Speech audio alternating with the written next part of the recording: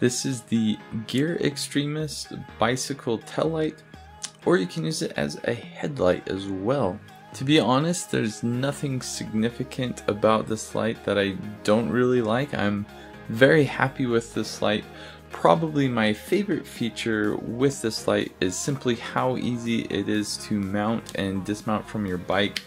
Attaching this to my bike really takes about 2 to 3 seconds.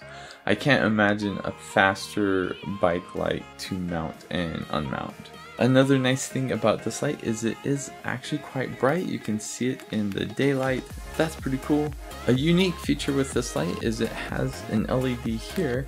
It has an LED here that actually lights up when the light is on, and so you can quickly know when the light is off. It might seem obvious when the light is on or off, but because this has the blinking feature, this actually is really quite helpful. And of course, this can be charged via USB. It takes about 2 hours to charge and you get about 6 hours of light out of this thing. I've been really happy with it. I've used it as a brake light and it works great as that. I've also used it as a headlight. It's not really quite bright enough to illuminate the road in front of you, but it is bright enough to let cars know that you're coming, and it gives you some extra visibility, so it's really great as a safety feature.